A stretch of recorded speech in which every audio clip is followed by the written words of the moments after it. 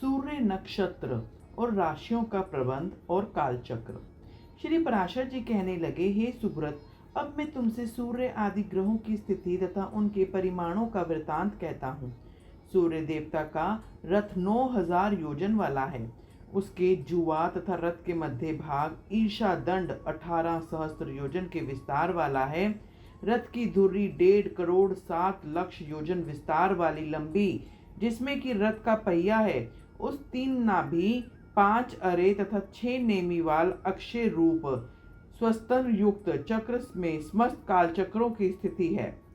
उसके घोड़े 7 छंद हैं, जिसके नाम ये हैं: गायत्री, बृहति, अशनिक, जगति, अनुष्टम, त्रिष्टुप, युक्ति।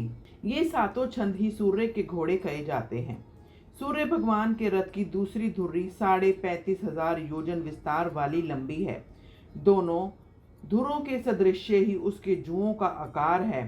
छोटी धुरी उस रथ के एक जुए सहित ध्रुव के आधार पर स्थित है तथा दूसरी धुरी के चक्र की स्थिति मानोस्तर पहाड़ पर है।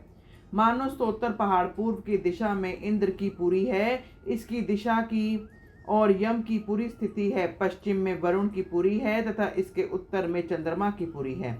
अब मैं तुमसे उन पुरियों का वृत्तांत कहता हूँ। इसकी पुरी नाम वसवोक सारा, यम की पुरी का नाम संयमनी, वरुण की पुरी सखा और चंद्रमा की पुरी का नाम विभावरी है।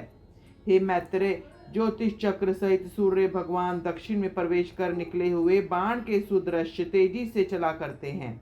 ये सूर्य रात और दिन के प्रबंध के कारण मात्र हैं। राग आदि क्लेशों के नाश हो जाने पर वे भानु ही योगी जनों के देवयान नाम के मार्ग श्रेष्ठ हैं।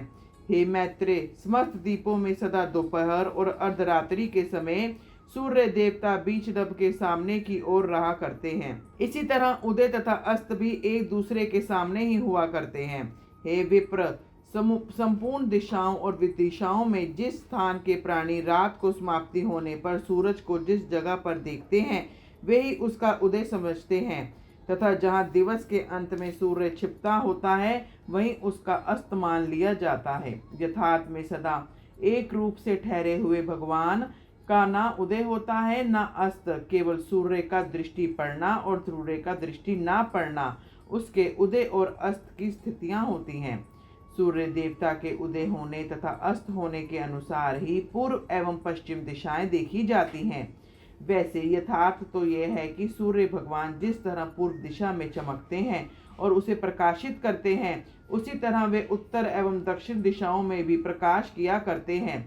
सूर्य भगवान सुमेरु पर्वत के ऊपर स्थित ब्रह्मा जी की सभा के अलावा अन्य समस्त स्थानों को अपना प्रकाश प्रदान करते हैं, क्योंकि उनकी जो किरणें ब्रह्मा जी की सभा में प्रवेश करती हैं, सब निस्तेज होकर वापस आ जाती हैं। सुमेरु पहाड़ संपूर्ण दीपों तथा वर्षों के उत्तर में स्थित है। अतः उत्तर में मेरु पहाड़ पर सदैव एक ओर से दिन तथा दूसरी ओर से रात रहती है और रात के समस्त सूर्य अस्त होने पर उसका तेज अग्नि में प्रवेश कर लेता है।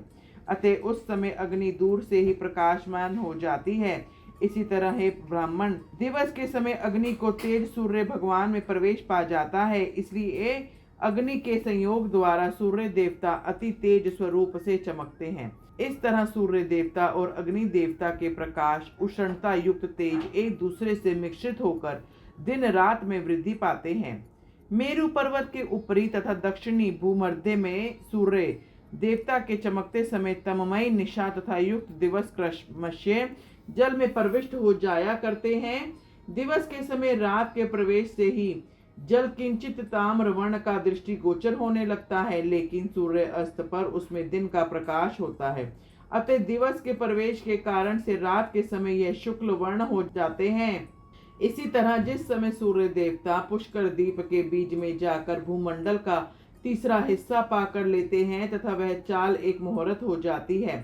कहने का तात्पर्य यह है कि उतने भाग के पार करने में सूर्य देवता को जितना समय लगता है, उसी समय को मुहूर्त कहते हैं।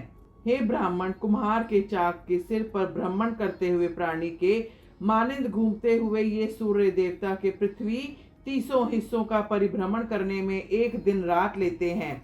उत्तरायण के आदि में सूर्य देवता सर्वप्रथम मकर राशि पर गमन करते हैं। उसके बाद वे कुंभ में तथा मीन राशियों में एक से दूसरी राशि पर जाते हैं। इन तीनों राशियों मकर, कुंभ तथा मीन के भोग चुकने पर वे रात और दिन को समान करते हैं और वे भूमध्य रेखा के मध्य में ही चलते हैं। उसके पश्चात प्रत्येक दिन रात घटने लगते हैं तथा दिन में वृद्धि होने लगती है। तदंतर मेष और वृष राशि से चलकर मिथुन राशि से निकलकर उत्तरायण की अंतिम सीमा में पहुंचकर वे नर्क में उपस्थित हो दक्षिणयान को आरंभ कर देते हैं। जिस तरह कुम्हार के चाक के सिरे पर बैठा जीव अत्यंत शीघ्र घूमता है, उसी तरह सूर्य देवता भी दक्षिणायन को लांघने में अति शीघ्रता करते हैं। इसलिए वे शीघ्रता से वायु वेग द्वारा गमन करते हैं, अपने मार्ग को किंचित समय में ही लांघ जाते हैं। हे विप्र, दक्षिणायन में दिवस के समय शीघ्रता के गमन करने से उस समय के 13.5 नक्षत्रों को सूर्य देवता 12 मुहूर्त में लांघ जाते हैं, परंतु रात के समय उनकी चाल मंद हो जाती है, अतः 12 मुहूर्त में लांघ जाते हैं। बोलो ओम श्री विष्णु प्रियाय नमः। ओम श्री विष्णु प्रियाय नमः।